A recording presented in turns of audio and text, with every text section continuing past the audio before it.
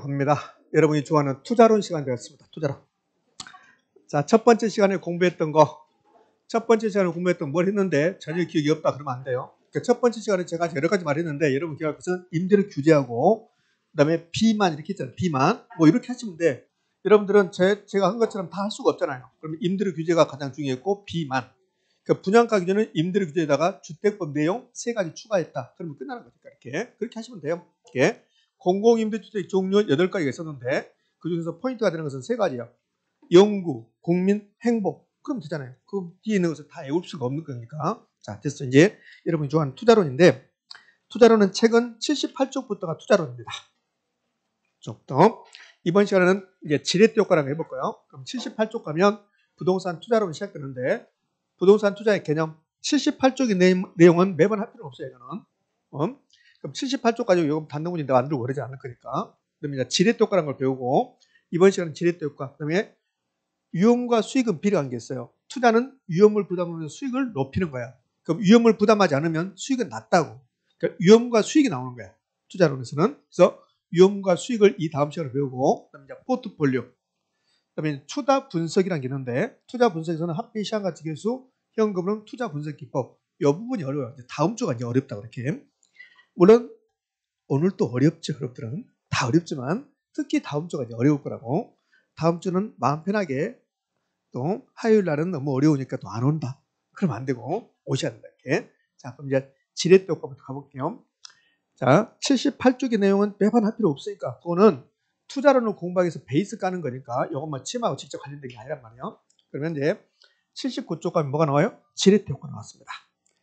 지렛대 효과 나오면 다 맞춰야 되니까 이번 시간에 했던 거 알면 다 돼요. 이번 시간에 했던 거. 지렛대 효과는 계산 문제까지 포함해서 한 5가지 상을 배운다고. 작년에 계산 문제를 냈어요. 그럼 올해는 계산 문제 나올 확률은 거의 없습니다. 지렛대 효과는 자기 자본순위를 계산했다고. 자기 자본순위 계산. 책 80쪽 상단에 자기 자본순위를 계산 나오죠? 여기에 작년에 나왔단 말이에요. 그러니까 올해는 나오지 않으니까 계산 문제는 나오지 않는다. 그럼 뭐 낸다? 1호쪽으로 낼 거란 말이죠. 올해는. 그러면 지렛대 효과가 뭐냐면 자, 부동산에 투자할 때 내 돈만 가지고 투자하는 게 아니라 은행에서 돈을 빌려서 투자했다. 타인 자본 이용했다. 그랬더니 내 돈의 수익이 변동할 수 있다. 이걸 지렛대 효과라고 그래요. 그러니까 지렛대 효과의 개념은 지렛대 효과가 이론적으로 나오면 개념도 나온다고. 지렛대 효과 개념은 부동산에 투자할 때 내 돈만 가지고 투자하는 게 아니라 타인 자본 이용해서 투자했더니 내 돈의 수익이 변동할 수 있다. 이걸 뭐라고 한다? 지렛대 효과라고 한다. 선생님 왜 목소리가 이렇게 커져요? 제가 초등학교 때 상을 2번 받아봤는데 근데 한 번은 그림 그려서 한번 받아봤고 한 번은 웅변대회에 나가서 받아봤어요. 그래서 그때 갑자기 생각나서 웅변에 또 생각나. 면 그 내용이 뭉치면 살고 흩어지면 죽는다 뭐 이런 거였어요. 제가 썼겠습니까? 선생님이 썼지. 선생님 써서 애우라 가지. 그래서 학교 다 끝나고 혼자 남아가지고 여기 강단에서 선생님 저 앞에 있을 때 막 하는 거야. 애우는 거예요. 그러니까 처음에는 애워서 말만 하고 나중에는 이제 리액션도 해야 돼. 막 이렇게 하고 이렇게 그래서 그 내용이 연필을 학생들한테 우리 반 친구들한테 연필을 다 하나씩 가져오라고 했어요. 다 제출하게 하는 거야. 그래서 그때는 한 70명이었으니까 70명인데 그중에 안 낸 사람이 있으니까 한 50개 모였다고. 그 50개를 이렇게 묶거나 그 50개를 묶어서 세우면 세워져요. 근데 연필 하나를 세우면 세워진다 안 세워진다? 안 세워져요. 그래서 여러분 하나는 세워지지 않습니다. 뭉치면 세워집니다. 그렇게 했던 것 같아요. 그게 기억나 정도. 그런 스타일로 지금 한 거야. 지렛대 효과는 자 지렛대 효과 개념은 뭉치면 살고 흩어지면 죽는다. 그게 아니고 투자할 때 타인 자본이익 했더니 내 돈의 수익이 변동한다. 이거 지렛대 효과입니다. 개념이거든요. 그럼 지렛대 효과는 타인 자본이익 했습니다. 그래서 자기 자본수를 내 돈의 수익을 진폭을 크게 한다. 이 진폭을 크게 한다 의미가 없어요. 그냥 진폭을 크게 한다 이렇게 외우지 말고 지렛대 효과는 타인 자본이익에서 투자했는데 내 돈의 수익이 변동한다. 그것을 지렛대 효과라고 한다 이 말이에요. 이게 이제 개념이에요. 근데 꼭 타인 자본이라고 할 필요는 없어요. 그러면 차익금을 이용했다 이렇게 할 수 있다고. 이런 말들이 여러분 좀 힘들어진다고. 그럼 타인 자본 차익금, 융자 끼었다, 전세를 끼었다, 저당을 설정했다. 전부 다 타인 자본이라고. 그럼 선생님 시험에서 빌려서 투자했다고도 되어도 됩니까? 그렇죠. 빌려서 투자했다. 그것도 지렛대 효과지. 그러면 자기 자본 수익률. 요 자기 자본을 다른 말로 해보세요. 자기 자본은요. 지분. 자기 자본 지분. 요걸 순자산이라고 순자산. 그러니까 자기 자본, 지분, 순자산이다 똑같은 말이에요. 그러면 자기 자본 승일의 변동을 초래한다. 다른 말로 지분 승일의 변동을 초래한다. 그럼 요 지분 승일이 있는데 요 지분 승일을 또 다른 말로 하면 이렇게 해요. 지분 승일은 내 돈의 승일이거든. 이걸 지분 투자액 대비 투자 수익을 그런다고. 이거 봐요. 지분 투자액 대비 투자 수익률 이렇게 어렵게 낸다고 이렇게. 이거 다 똑같은 말이에요. 볼래요? 자기 자본 수익이라고 똑같은 말이 지분 수익이고 지분 수익이라고 똑같은 말이 지분 투자 대비 투자 수익이 같은 말이라고. 그러면 타인 자본 중에서 지분 투자 대비 투자 수익률 변동을 초래한다 이렇게도 되고 타인 자본 중에서 자기 자본 수익률 변동을 초래한다 이래도 되고 타인 자본 중에서 지분 수익률 변동을 초래한다. 타인 자본 중에서 순자산 대비 투자 수익률 변동을 초래한다. 다 똑같은 거예요. 됐죠? 여기 지렛대인 거예요. 그러면 이것만 있습니까? 아니요. 저당을 설정했다. 융자를 끼웠다. 전세를 끼웠다. 그래서 투자했다. 이것도 뭐다? 지렛대 효과다. 그 밑에 또 있잖아요. 그럼 전세금 이용한다. 저당을 이용한다. 융자를 이용한다. 주택 구입했다. 이것도 지렛대 효과입니까?를 물어봤습니다. 3번이나. 그러면 지렛대 효과다 아니다? 지렛대 효과다는 소리예요. 여기에 개념이에요. 개념. 이제 개념 끝났어요. 그럼 두 번째, 지렛대 효과 유형이 나와. 지렛대 효과는 자기 자본 수익률에 관한 거니까 자기 자본 수익이 높아지는 경우도 있고 떨어지는 경우도 있고 변하지 않는 경우가 있단 말이에요. 그게 지렛대 효과 유형이라고. 그러면 이제 유형 가기 전에요. 자 봐요. 전액 자기 자본 투자했습니다. 그럼 전액 자기 자본 투자했다. 차입금이 없어요. 그럼 지렛대 효과 있다 없다? 없다. 그럼 차입금이 없다. 전액 자기 자본 투자했다. 그렇다면 총 투자액하고 자기 자본하고 같은 말이 되는 거야. 자, 총 투자액이 10억이다. 총 투자액이 총 자본이야? 자기 자본도 10억이에요. 그럼 총 자본 수익률이 10%면 자기 자본 수익률 몇 퍼센트다? 10%다. 이거라고 이거. 이건 지렛대 효과 없는 거야. 근데 타인 자본을 이용을 하면 그러면 차입금을 이용하면 요 자기 자본 수익률 이 자기 자본 수익률이 변동한단 말이에요. 자기 자본 수익률이 올라가는 경우가 있다고. 그럼 자기 자본 수익률이 올라가면 총 자본 수익률보다 자기 자본이 더 높아진다고. 이런 경우가 나온다고요. 돈 안 빌려왔어요. 안 빌려오면 총 자본 수익률과 자기 자본 수익률이 같아 이렇게. 같다고. 빌려오면 그러면 요 자기 자본 수익률이 높아진다면 총 자본 수익률보다 자기 자본이 더 높아지는 경우가 있다는 말이에요. 그런데 요 자기 자본 수익률이 변동하지 않는 경우도 있다고. 자기 자본 수익률이 떨어지는 경우도 나온다고. 그럼 자기 자본 수익률이 10%보다 더 떨어져서 오히려 총 자본이 더 큰 경우가 나온단 말이에요. 그럼 이렇게 자기 자본 수익률이 높아지면 이것을 정해지랬다고 하고 자기 자본이 떨어지면 부해지랬다고 하고 변하지 않으면 중립지렛대라고 한다. 이 소리라고. 됐죠? 그럼 지렛대 효과 유형은 몇 가지가 있다? 3가지가 있다는 거야. 정, 중립, 부. 그럼 돈을 빌려와 볼게요. 그럼 돈을 빌려오면 그럼 타인 자본 이용했습니다. 그럼 총 자본하고 자기 자본이 같다 다르다? 다르다. 안 빌려오면 총 자본하고 자기 자본 똑같아요. 총 자본 수익률과 자기 자본 수익 똑같다고. 빌려오면 총 자본, 총 투자하고 자기 자본이 달라진다는 거야. 달라지면 요 총 자본 수익률은 변동하잖아요. 자기 자본 수익이 변동하니까. 자, 봐요. 자, 10억짜리 부동산을 사요. 그러면 전액 자기 자본이다. 총 자본 10억이에요. 자기 자본도 10억이라고. 그럼 돈을 빌려왔어요. 빌려왔습니다. 10억짜리 삽니다. 총 자본은 얼마예요? 10억. 그러니까 돈을 빌려오든 빌려오지 않든 총 투자액, 총 자본은 똑같아요. 그럼 총 투자 수익률 변동이 있다 없다? 없어요. 돈을 빌려오든 빌려오지 않든 총 자본 수익률의 변동은 초래하지 않습니다. 다만 뭐가 변동이에요? 자기 자본. 자기 자본이 올라가는 경우가 있단 말이에요. 그럼 자기 자본이 올라가면 부의 지렛대라 한다. 미친 거지. 뭐라고 해요? 정의 지렛대. 그럼 자기 자본이 떨어지면 부의 지렛대. 변하지 않으면 중립 지렛대. 여자도 아니고 남자도 아닌 것 같다. 저건 중성이다. 중립돼 있다. 근데 그 사람은 뭐야? 나는 중립이야. 누가 봤을 때는 중성이지, 중성. 그러니까 변하지 않다. 자기 자본 수익률이 변하지 않다. 타인 자본 이용해서도 그것을 중립지렛대. 됐죠? 그러면 정중립부가 있다는 걸 봤어요. 아무것도 아니야. 눈만 크게 뜨면 돼요. 요 총 자본 수익률보다 자기 자본 수익률이 높아지는 경우가 있다고. 이걸 정의지렛대. 아까 다 했잖아요. 2번 변하지 않는다. 총 자본수가 자기 자본 똑같다. 중립주의 때. 돈을 빌려왔어도 총 자본수가 자기 자본수 변하지 않아. 똑같다. 그럼 총 자본수는 10%거든. 그럼 자기 자본수도 10%라는 소리 이렇게. 그 변하지 않았잖아요. 중립주의 때. 3번. 총 자본수익보다 자기 자본수익이 더 낮아. 총 자본수익이 더 크다고. 그럼 총 자본수익이 언제나 10%야. 그럼 자기 자본수익이 떨어졌다는 소리야. 이것을 부의해지랬더라 한다. 그럼 이제 여기서도 이제 시험에 나온다고. 어떻게 나오냐면 이렇게 나온다고. 타인 자본 이용했을 때, 그럴 때 자기 자본 수익이 하락하는 것을 부의 지렛대라고 한다. OX? 그거 시험 문제야. 타인 자본 이용했을 때 자기 자본 수익이 높아지는 것을 뭐라고 한다? 정의 지렛대라고 한다. 됐죠? 이제 그러면 왜 그렇게 되는가? 왜 중립부가 발생하는가? 그거 보자고. 자, 요 자기 자본, 전액 자기 자본하고 타인 자본 이용하는 경우하고 차이점이 뭐가 나오냐면 전액 자기 자본 투자했다. 돈 안 빌렸죠? 그러면 차익금리, 이자율이 안 나와. 여기서는 이자율 나온다고, 이자율. 타인 자본 이용했다. 이렇게 되면 차익 이자율, 차익금리.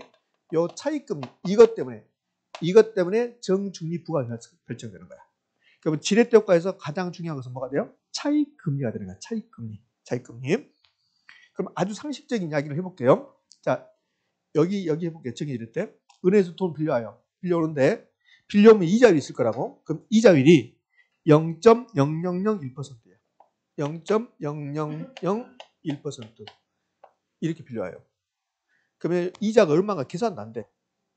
자, 10억을 빌려왔다. 이자율이 0.001%다. 그러면 1년에 이자 얼마가 계산도 안 된다니까. 그럼 이거는 그저야, 그죠? 그럼 이자율을 0.0001% 빌려와서 투자했습니다. 그럼 내 돈의 수익이 높아질까 떨어질까? 높아져. 내 돈 수익이 높아져. 왜? 자, 이자를 줄 게 없으니까. 이자를 많이 안 주니까 내 돈의 수익이 높아진다고. 그게 뭐예요? 정의질. 그럼 정의질 때는 차입 이자율이 높을 때 낮을 때. 그럼 이제 부해질 때 한번 가볼게요. 돈을 빌려오는데 차입 이자율이 연간 55%예요. 그러면 10억을 빌려오면 1년에 이자가 5천을 내야 한다는 소리예요. 그럼 55% 이자를 주고 빌려오면 그러면 투자해서 내 돈의 수익이 높아질까 떨어질까? 떨어져요. 그게 부해질 때. 그럼 간단하잖아요. 자, 그럼 어느 경우에 정의질 때입니까? 이자율이 매우 낮을 때. 어느 경우 부해질 때입니까? 이자율이 높을 때. 근데 비교 대상이 있어야 돼. 비교 대상. 무엇과 비교해서? 요 총자본수익이라고. 요거 비교해서. 얼추 이해되셨죠? 그러니까 뭐 총자본을 비교해서 그 필요 없어요. 그냥 이자율이 너무 높으면 내 돈의 수익이 떨어질 것이다. 왜? 은행이 다 이자 주다 판다니까. 이자율이 매우 낮으면 내 돈의 수익이 높아질 것이다. 끝났잖아요. 그럼 다 끝났네. 거의 다. 자, 그럼 이제 구체적으로 갑시다. 그럼 정해질 때. 어느 경우에 정해질 때냐? 총자본수익이라는 게 있어요. 그러니까 총자본수익이 10%라고 이제 가정을 해보세요. 10%. 그럼 돈을 안 빌렸다 이거예요. 차입이 없다.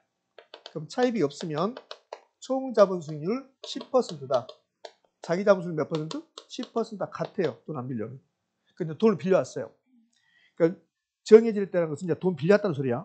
그럼 돈 빌려왔으면 요 총자본수익이 10%고 차익금리가 나온다고. 돈 빌렸으니까. 그럼 차익금리가 5%라고 해봐요. 이 말은 총자본수익보다 낮은 금리로 빌려왔습니다. 그 말이에요. 그럼 투자해요. 투자해서 만약에 돈을 안 빌렸다 그러면 총자본수익이 10%고 안 빌렸다면 자기 자본수익이 10% 똑같다고. 안 빌렸다면. 근데 빌려왔어요. 빌려오는데 근데 낮은 금리로 빌려와요. 그러면 5%를 빌려와서 투자해서 10% 수익을 낸다고. 그럼 10% 중에서 5를 어디다 주고? 은행에다 줘요. 그럼 은행에다 5를 주고 나면 그러면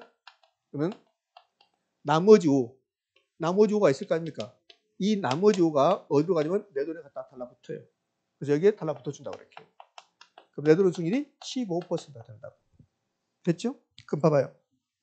돈을 빌려오는데 총 자본수익보다 낮은 금리로 빌려오면 그러면 은행 이자 갚고 나머지가 내 돈의 수익을 높여주려고 한다고. 이걸 정해지랬다고 한다고. 그럼 어느 경우에 정해지랬다고 발생하냐? 차익금리가 낮을 때 무엇보다 총 자본수익보다 낮을 때 그럼 된다고. 그럼 이건 되잖아. 어느 경우에 정해질 때입니까? 차익금리가 낮을 때 무엇보다 총 자본수익보다. 그 부해질 때는 차익금리가 높을 때 무엇보다 총 자본수익보다. 그럼 끝났잖아요. 오케이? 자, 그러면 이렇게 정해질 때가 된다면 돈을 많이 빌려온 게 유리할까? 조금 빌린 게 유리할까? 많이 빌려야지. 많이 빌려야지. 그럼 이걸 이렇게 된단 말이에요. 자, 이렇게 된다고. 정해질 때란 차익금리보다 총자본수익이 높을 때 자기자본수익이 상승하는 경우를 말한다. OX? O? 그러면 차익금리보다 총자본수익이 높으면 부채비를 높일수록, 대부비를 높일수록, 돈을 많이 빌려올수록 자기자본수익은 많이 올라갈 것이다. OX? O? 거기 시험 지문이야. 지문. 자, 그럼 정해질 때 효과 이제 됐습니다. 오케이? 그럼 이제 정해질 때 효과는 됐는데, 그럼 이제 부도 있고 중립도 있단 말이에요. 그럼 만약에요, 이렇게 된다 이거예요. 예? 총 자본수익률을 10%고 차익금리도 10%래요. 차이가 차익금리입니다. 10%입니다. 그러면 10%로 빌려와서 투자해서 10% 수익을 내고 여기 자기 자본수익 10%거든요. 이렇게. 그러면 10% 수익을 내서 은행에다 10을 그대로 줘요. 그럼 나에게 떨어진 게 있다 없다? 없다. 내 돈 수익률 그대로 10%. 그럼 내 돈 수익률 변화가 있다 없다? 없다. 이걸 중립질에 들어간다고. 그럼 중립질의 때는 총 자본수익률과 차익금리가 같을 때 자기 자본수익이 변동하지 않는 경우, 자기 자본수익의 변화가 없는 경우, 이걸 중립질에 들어간다. 그러면 시험에서 이렇게 준 문이 좋아요. 중립질의 때란 총 자본수익률과 차익금리가 같을 때 발생한다. OX? O. 총 자본수익률과 차익금리가 같을 때 중립질의 때 효과가 발생한다. OX? O. 됐죠? 근데 요즘은 중립질의 때 말을 빼고 어떻게 하냐면 총 자본수익률과 차익금리가 똑같을 때 자기 자본수익은 변하지 않는다. 자기 자본수익에 영향을 미치지 않는다. 됐죠? 요 차익금리가 낮으면 자기 자본수익에 영향을 미쳐 안 미쳐? 미치지. 미치는데 같아버리면 자기 자본수익에 영향을 미치지 않는다. 자기 자본 변하지 않는다. 이게 중립됐더라고. 그러면 정중립부를 결정하는 것은 총 자본수익률입니까? 아니면 대부비율입니까? 차익금리입니까? 차익금리. 이자율이, 대출 이자율이, 차익금리가 정중립부를 결정하는 거라고. 자, 부의질의 때. 부의질의 때는 다 알잖아요. 다 했으니까. 총 자본수익률이 10%야. 근데 은행에서 15% 빌려와요. 오케이? 그러면 15를 빌려와서 투자해서 10을 수익을 냈어요. 그럼 이 10을 갚았어요. 5를 못 갚았죠. 그 5가 요 내 돈에서 갚아줘야 돼. 그래서 내 돈 5를 빼야 돼. 그럼 내 돈의 수익률 몇 퍼센트? 5% 되는 거라고. 그럼 이 경우는 내 돈의 수익률이 떨어져요. 어느 경우에 총 자본수익률보다 차익금리가 높아버리면 내 돈의 수익률이 떨어진다. 이걸 뭐라 한다? 부의 질에 들어간다. 그럼 이렇게 되면 돈을 많이 빌려서 내 돈의 수익률은 많이 갖다 줘야 돼. 은행에다가. 그죠? 내 돈을 많이 갖다 줘야 된다고. 그럼 내 돈의 수익률이 많이 떨어지겠지. 그럼 정중립부 끝났습니다. 저는 차익금리라고 했으면 차익금리. 이 차익금리라고 했는데 차익금리하고 같은 말이 엄청나게 많죠. 차익금리, 저당 이자율, 대출 이자율, 융자 이자율. 그럼 차익금리와 같은 말이 저당 이자율이다. 맞습니까? 차익금리와 같은 말이 저당 이자율이다. 그러면 차익금리는 돈 빌린 사람 입장에서는 차익자 입장에서는 비용인데 은행 입장에서는 수익입니까? 아닙니까? 수익이죠. 그래서 요 저당 이자율이 저당 수익률입니다. 그래서 시험은 저는 설명은 차익금리라고 했지만 시험은 저당 수익률로 잘 나와요. 그러면 시험이 이렇게 내겠죠. 저당 수익률과 총 투자 수익률이 같다면 총 자본 수익률이 같다면 자기 자본 수익률은 변동하지 않는다. 됐습니까? 예, 됐어요. 그럼 이제 제도과 유형 봤습니다. 이제 세 번째 어마무시하게 잘 나왔어요. 근데 요즘 좀 뜸합니다. 그러면 세상은 좋은 점이 있고 나쁜 점이 있고 그래요. 모든 게 명암이 있겠죠. 그러니까 3번이 타인 자본에서 투자했습니다. 그러면 긍정적인 것과 부정적인 게 동시에 발생하는 거야. 자, 긍정적인 것은 타인 자본 이용하지 않으면 내 돈의 수익 변동이 없어요. 그럼 타인 자본 이용한다면 내 돈의 수익이 높일 수 있다. 지렛대 효과가 기대된다. 그게 긍정적인 겁니다. 그러면 자기 자본 수익 높일 수 있다. 지렛대 효과가 기대된다. 그런데 투자 위험은 증가한다. 감소한다? 증가한다. 자, 내가 사업을 하는데요. 내 돈만 가지고 사업을 했어. 내 돈만 가지고. 그럼 망하면 그럼 내 돈만 없어지는 거야. 근데 은행에서 돈 빌렸어요. 내가 살고 있는 아파트를 담보로 해서 돈 빌렸습니다. 그래서 사업했습니다. 타인 자본 이용한 거죠? 망했습니다. 아파트도 날려가. 아파트도. 그러니까 타인 자본 이용해서 투자한다면 투자 위험이 증가 감소? 증가. 이거 감소한다고 엄청 잘 냈거든. 이게 긍정적, 부정적입니다. 여기 명의라면 이게 암이죠. 여기 금융적 위험 등이 있는데 굳이 금융적까지는 필요 없어. 그냥 투자 위험만 다 증가한다. 어마무시하게 잘 나와요. 그럼 타인 자본 이용하지 않았다 이런 말 중, 타인 자본 이용했다. 타인 자본 이용을 하면 좋은 점, 나쁜 점이란 말이에요. 그럼 타인 자본 이용했다 말 안 주고 이렇게 줘요. 대부분이 높을수록, 부채비 높을수록, 대부분이 높다, 부채비 높다, 돈을 많이 빌려왔다 그 말이 된다고. 그 대부분 부채비를 나오는 순간 타인 자본 이용했다는 소리예요. 그럼 이 말을 다른 말로 바꾸면 타인 자본 이용했다 안 나오고 부채비율이 높을수록, 대부분이 높을수록 지렛대 효과는 기대되지만 투자 위험반다 증가한다. 근데 시험은 이제 반대되는 거야.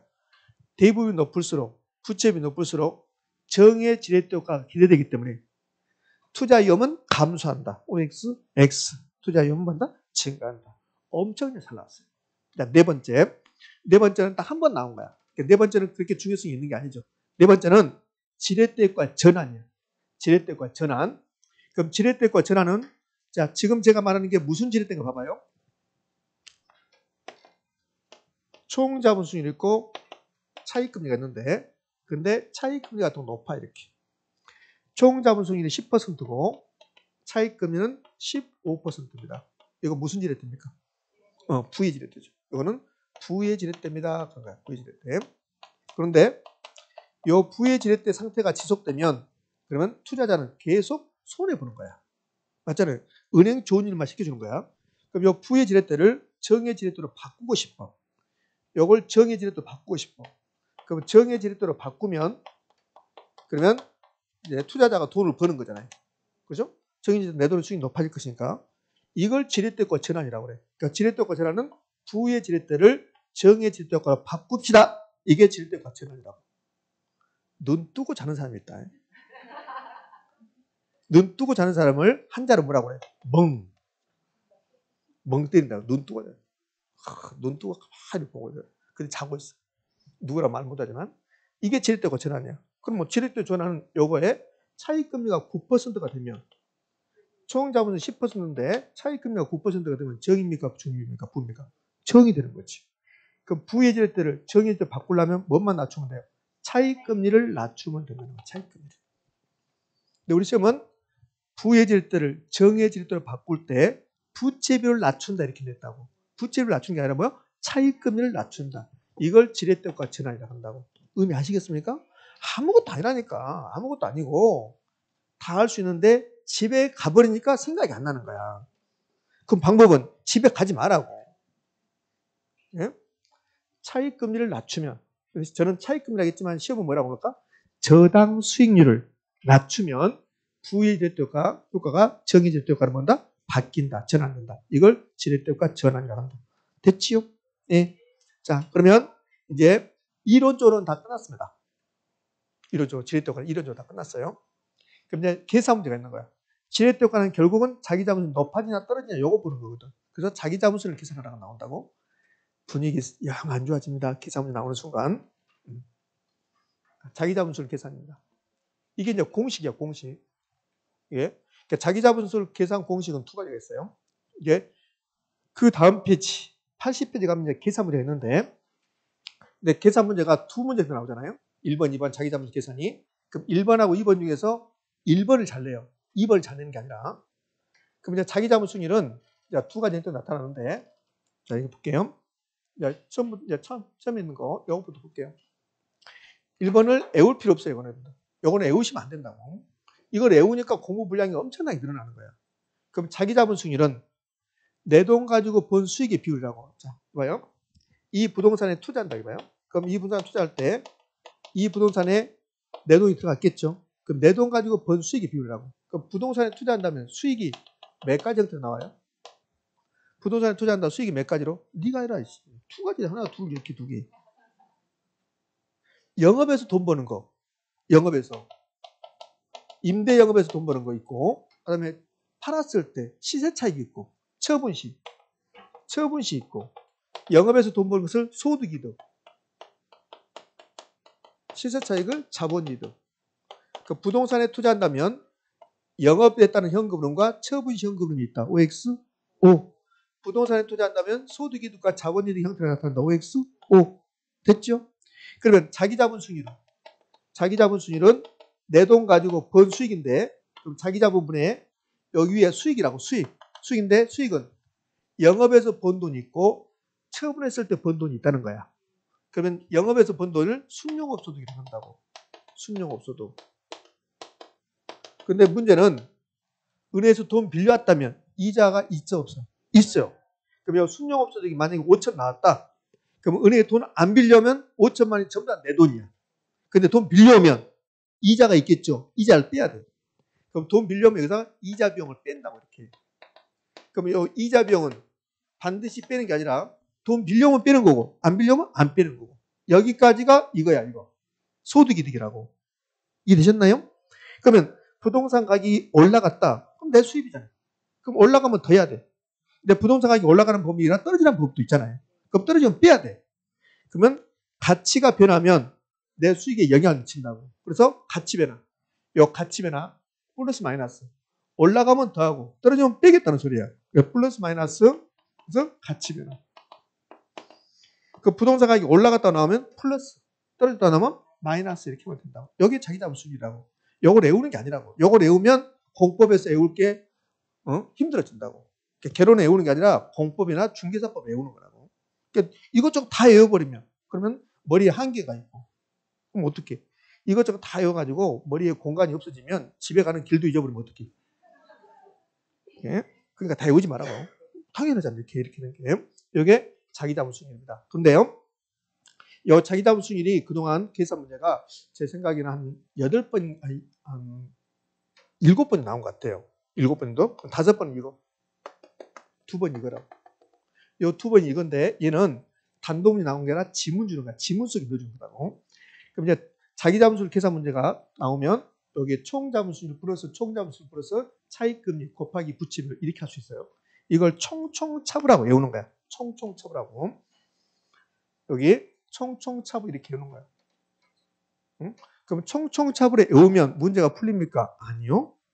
총총차부를 외우는데 이 부가 무슨 부인지를 몰라. 부가. 그래서 또 못 맞출 수 있다고. 그러니까 두 가지 형태가 있다. 그럼 이제 문제 풀어볼게요. 계산 문제. 몇 페이지요? 80쪽 계산 문제. 자, 봅시다. 1번.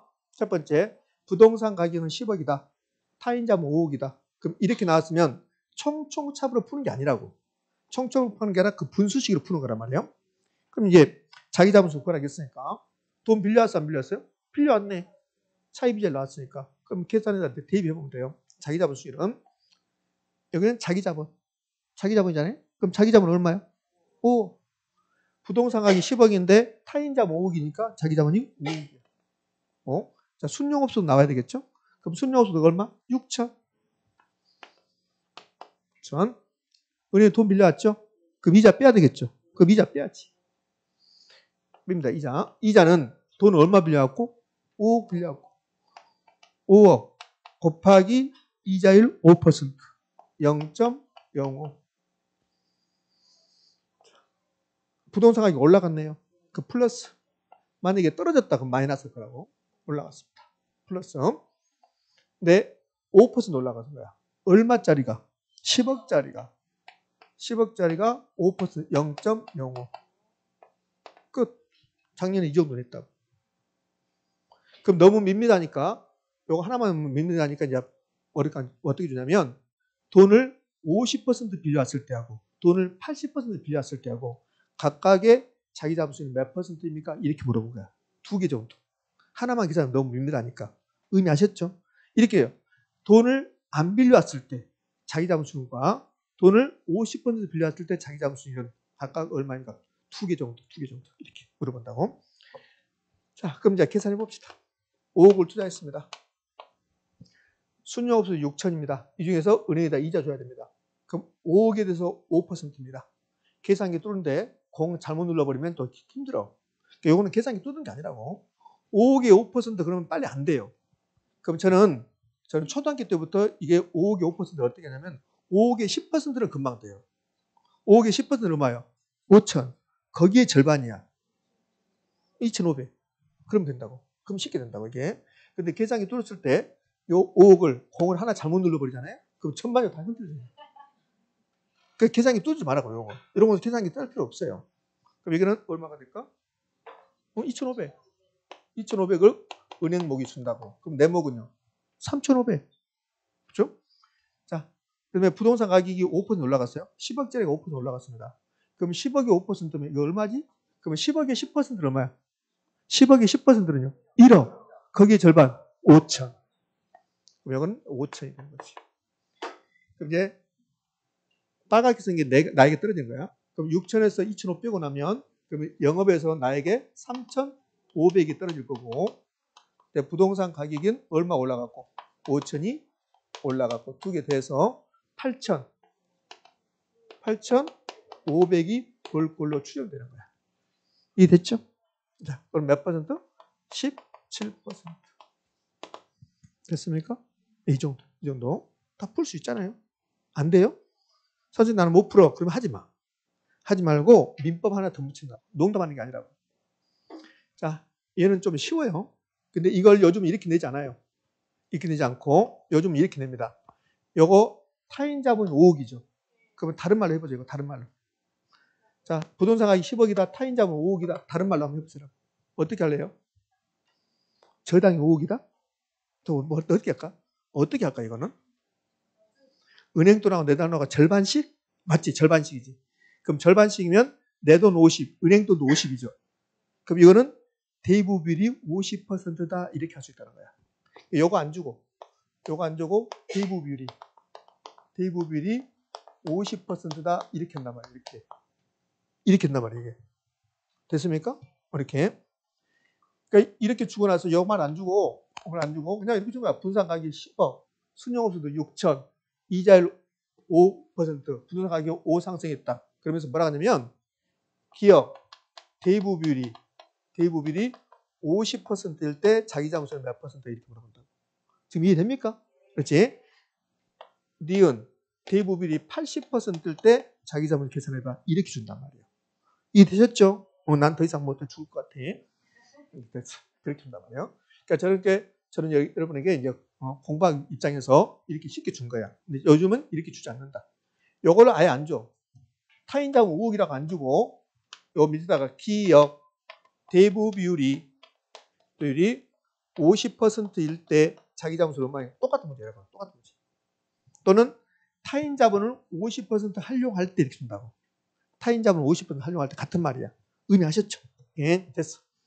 그럼 하나 끝났고 이제 그 밑에가 총총차부야. 총총차부. 자, 그 밑에 볼까요? 그러면 아까 처음에 버렸던 것은 순용업소득이 얼마다 금액으로 나와. 금액으로 나오면 2공식이야. 금액으로 나오면 2공식. 근데 금액 안 나오고 요 밑에 보면 총 자본수익 10%다. 저당 수익이 8이다. 대부 비율이 50이다. 이때 자기 자본수익 이렇게 겁니다. 요거 두 번 했다고. 이때는 총차부를 하는 거야. 총차부. 선생님 총차부가 뭔데? 총자본수익률, 차익금리, 부채 비율, 이걸 총차부라고 한다고. 이 총차부에 대입을 하면 바로 나오게 돼 있다고. 그럼 총차부 대입해 볼게요. 총자본수익 몇 퍼센트? 10%. 10%. 이렇게. 그다음에 차익금리를 빼는 거야. 차익금리를 그러니까 저당 수익이라 8을 빼는 거라고. 그럼 여기 이제 이렇게 나왔어요.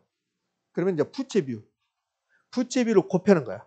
그러니까 총차부에서 총은 총자본수익, 차는 차익금리 빼고 그다음에 부는 부채 비율을 곱하고 이걸 총차부 그랬단 말이에요. 총차부.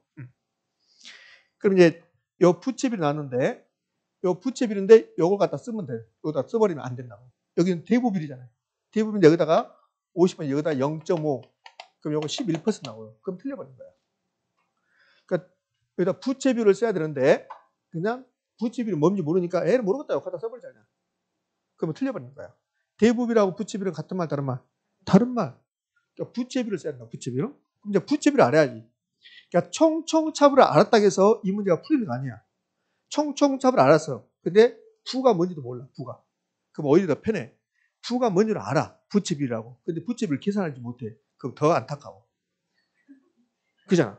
그러니까 총차부에서 부가 뭔지 모른다. 그러면 편하다고. 아, 나 모르겠다. 근데 부채 비율을 안다고 부가. 그런데 부채비율이 없는 거야. 그 부채비율 어떻게 계산하지? 그러면 얼마나 안타까워. 거의 다 왔는데. 그러니까 처음부터 안 해버리면 더 좋지. 아, 몰라. 찍어버려. 근데 이제 부채비율을 알았는데 부채비율 수식을 모르면 안 된다는 거야. 그러니까 부채비율은 저하고 열심히 했는데 여러분 이제 기억이 없다고. 부채비율은 외우지 말아야겠다고. 외우지 말고 부동산에 투자할 때 타인자본 이용한다고. 그러면 타인자본을 먼저 쓰라든가 내 돈을 먼저 쓰라든가. 타인자본. 그럼 이제 부채비율은 타인자본 이렇게 나온다고.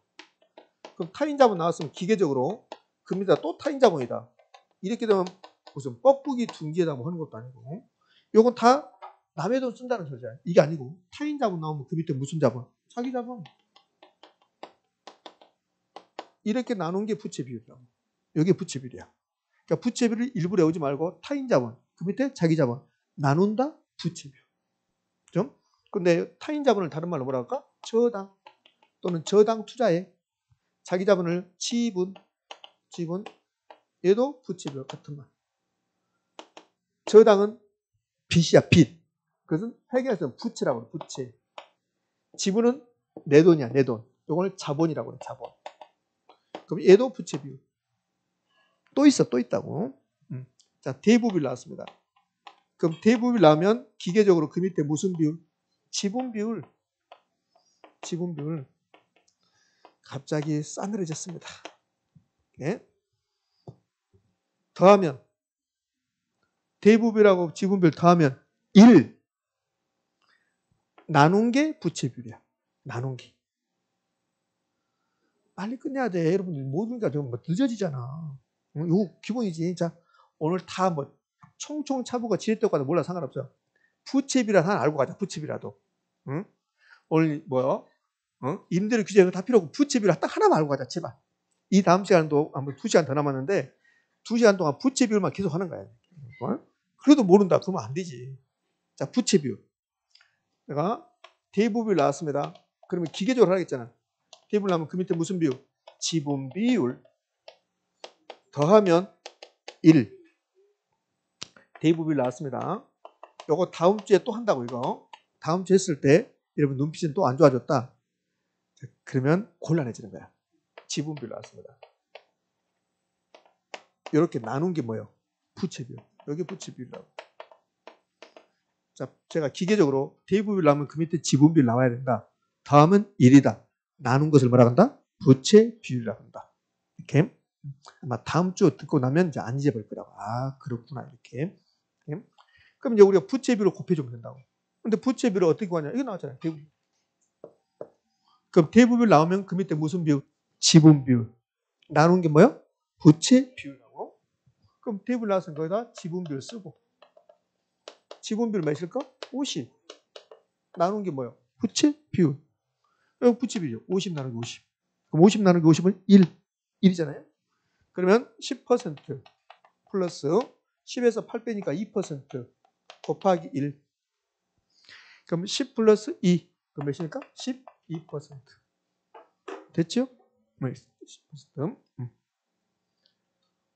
자, 됐습니다. 이렇게 해서 지렛대가 마무리됐어요. 부채비율, 타인자본, 자기자본, 나눈다, 부채비율, 저당, 지분, 나눈다, 부채비율, 부채, 자본, 나눈다, 부채비율, 대부비율 나왔습니다. 그 밑에 필연적으로 무슨 비율?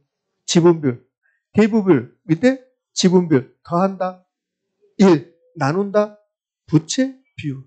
됐습니까? 그러니까 이 문제가 나왔을 때 총총차부가 나왔을 때 여기에 부채비율 이렇게 줄 수 있어. 부채비율 50% 줄 수 있다고 이렇게. 그 부채비율 50 주면 출제자가 우리한테 보너스 준 거야. 왜? 부채비율 바로 줬잖아요. 여기에 27회 때 이렇게 냈다고. 27회 때. 27회 때 이렇게 냈다고 봐요. 27회 때 뭐라고 냈냐면 총자본순위 10%, 저당순위 8%, 부채비율 50%. 그러면서 자기자본순위 구하겠다고. 그럼 이제 문제를 좀 바꾼 거예요, 이제. 요 대부비율이 50이 아니라 부채비율 50이라고 해봐요. 그때는 자기자본순위 몇 %인가? 그때는 10%. 자, 노란 거. 자, 그때는 총자본 10% 플러스 10% 마이너스 몇? 8% 곱하기 몇? 50%는 0.5. 여기다가 0.5를 곱하는 거라고. 그러면 10에서 8 빼니까 2. 2에다 0.5를 곱하니까 1. 여기까지 계산하면 1. 몇 퍼센트? 11%. 됐지요? 네. 자, 27회 때 시험 문제에서 뭐라고 줬냐면 이렇게 줬단 말이에요. 이렇게 부채 비율이 50%다. 그래서 자기 자본 수준이 12%다 이렇게 줬어요. 자기 자본 12%다. 그럼 OX? X. 틀린 지문이었다고. 근데 출제자는 여기서 옳은 지문을 해버린 거라고. 그래서 답 없음. 모두 정답. 그렇게 된 적이 있다고. 무슨 말인지 넌 나갔다 넌 나갔어. 자, 자기 자본 수율 계산 문제가 나오면 그러면 총 자본 수익률, 차입금 이런 게 나오면 뭘로 한다? 차, 부로 한다는 거야. 총 자본 수익률 플러스 총 자본 수익률 마이너스 차입금리 곱하기 부는 부채 비율. 근데 부채 비율을 알아야지. 여기다 부채 비율 주면 좋을 텐데 부채 비율 안 주고 대부 비율 주면 부채 비율을 만들 수 있어야지. 그 부채 비율은 대부 비율, 그 밑에 지분 비율 나눈 게 뭐가 된다? 부채 비율이 된다. 이제 다 끝. 이제 더 이상 없어. 그럼 지렛대 효과는 개념, 유형, 그다음에 타인 자본 이용했을 때 긍정적인 거, 자기 자본 높아질 수 있다. 부정적인 것은 투자 위험이 증가한다. 그다음에 네 번째 지렛대 효과 전환. 지렛대 효과를 전환시키려면 뭘 낮춰라? 차익금리를 낮춰라. 그다음에 자기 자본 수익 계산.